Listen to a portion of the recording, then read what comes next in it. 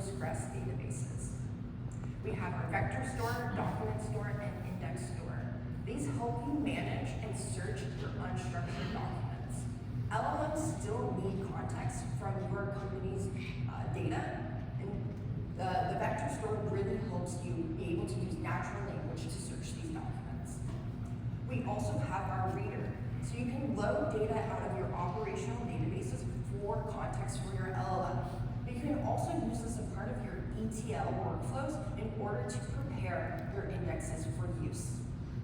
And lastly, we have the chat store. LLMs still don't remember previous conversation history. It has to be stored and provided back to the LLM.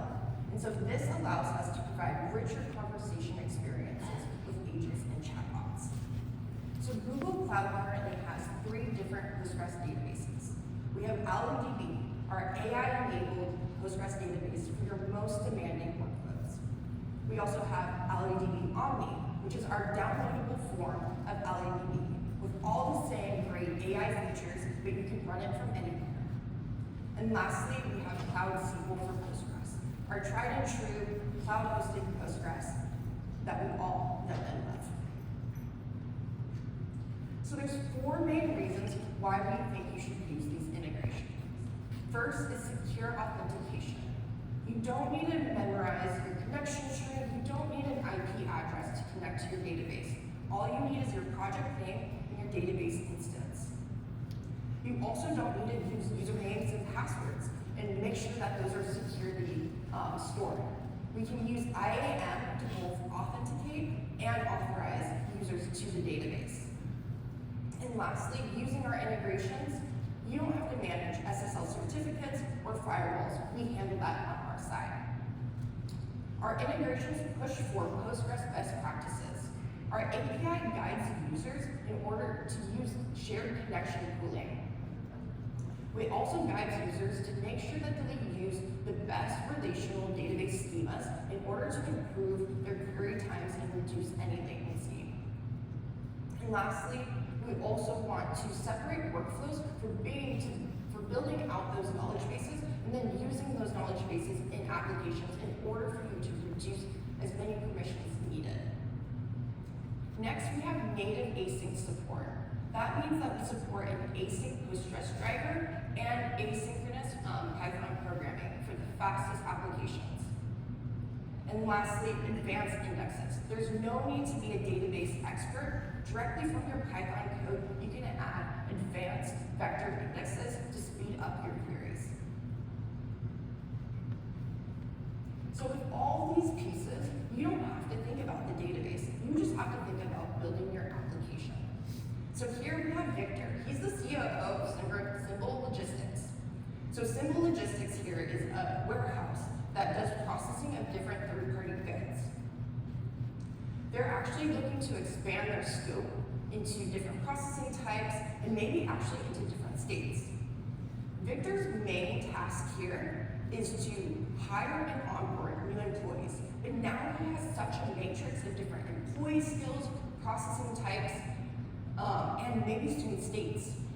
And he's also somewhat worried about the changing laws, and so he also wants to make sure his business stays compliant. So right now his pain points are he does have a database of tutorials, but it's not easily searchable. He also has standard operating procedures, but those are all in document form. So again, not easily searchable, not easily accessible via an agent. So Symbol Logistics wants to create an onboarding guide generator to generate and review onboarding guides by identifying key skills and then matching them against multiple company knowledge bases.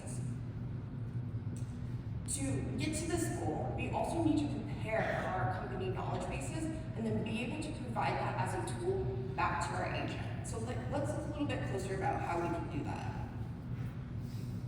But first, as Jerry mentioned, this is a type of report generation. And there's 5 key aspects that we think you should know about this type of use case. So first is advanced document processing. Jerry talked a lot about all the Llama tools that can be used to help you process your most advanced documentation. We really need to turn this unstructured data into data that you can query via natural language. Then we need to be able to connect our agents to our knowledge bases via tools. And again, I think this is the most important part. We want a multi-agent architecture. Using different agents allows you to specialize each task very highly and make sure that it's performing that task to the specific goal. And lastly, we want the LLMs to output a consistent format and then be able to take all those LLM outputs and be able to templatize that report and style it based off of company guidelines. So our demo today, we have 3 different agents. We'll have our research agent, our write agent, and our review agent. As you can see, each agent has its own set of tools. The first tool for each agent, it helps the agents pass state between each other. But as you can tell, our research agent has even more tools. So we have our search tutorials tool, we have our search standard operating procedures tool, and our search logs tool. So I'm going to talk about how we've actually set up these tools. So first I'll say the legal search API is a non-database tool. That is just to show that you can build any types of tools, and here this is just backed by a legal search API. The 2 I'm most interested in today are standard operating procedures tool, which is where we'll use LlamaParse to parse our documents and then be able to chunk those and add those to our vector store so we can use natural language to search those documents. For our database of tutorials, it was already somewhat structured. Therefore, we're going to actually use our data reader to pull that data out of the database, create some vector embeddings on some descriptions in order to make that now more easily searchable. So let's hop into our demo. So here's our first 3 tools that we talked about to help us manage state. Here's our very simple get laws tool that calls an API. And then here is how we're setting up our vector stores using the LlamaIndex integrations. So we can share a connection pool and pass those into our vector store interfaces. Next, we'll define each agent. We have our research agent, our write agent, our review agent. Each has a different prompt, so it's specialized tasks, with each have a different set of tools. And then we pass that into our agent workflow, which organizes all of our agents together and helps us know how each agent can pass off information to each other. Okay, so we're going to be processing food today in the state of California, and we want our employee skills to be packaging and order fulfillment.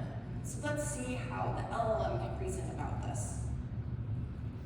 So I didn't set first that we need to call the research agent.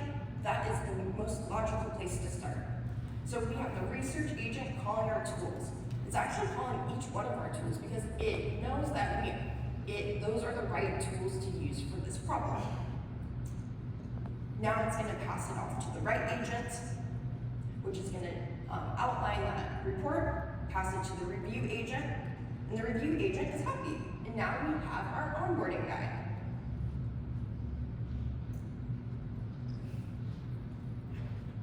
But now I want to show you that how easily adjustable this agent system is. So now my employee has a different set of skills. And we'll show you that the agents can really easily adjust to different changing inputs. So again, we're going to kick off the research agent. As you can see, it's calling each tool, and we're also showing the different arguments that it's using for each tool. And they're going to be slightly different based off of our input. Our input could also be, right now we have it like drop down, but you can also use natural language to prompt this agent. Again, going into the write agent and then the review agent, and it's happy. So now we have another new onboarding guide.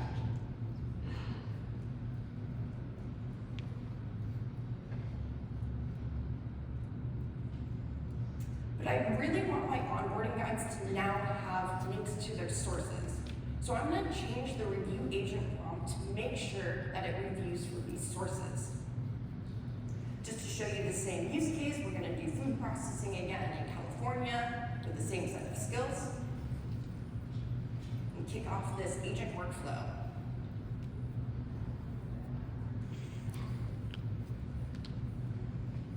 Again, I'm not telling it where to start. It's gonna naturally start with our research agent. We can also see the tool output that's gonna be recorded in the notes to be passed over to our write agent, which is again, is gonna take that first pass at writing our onboarding guide. Now it's passing it to the review agent, and the review agent is saying, I don't find those links, so please rewrite this report. We're gonna go through another iteration of that writing agent, back to the review agent, and now our review agent is happy, and we can now see those sources in our onboarding guide. Let's download that. So this is just the start. I really love the LlamaIndex tools as an engineer because it makes it so easy to provide different sets of tools, continue to specialize my agents, and I know how I can continue to customize this workflow if I really need to. So here's an example of we're changing our scope. We're gonna process some chemicals in Arizona because our company is expanding. And our agent workflow can handle that as well.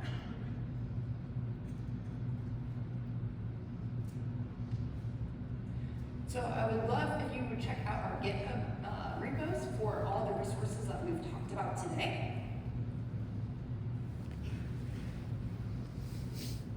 So we really think that these talks will continue your learning journey for databases and Gen AI.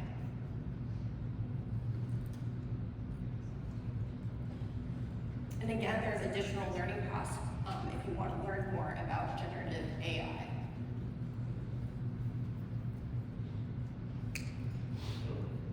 We really appreciate you coming to our talk today, and we would love to answer any questions outside after this talk.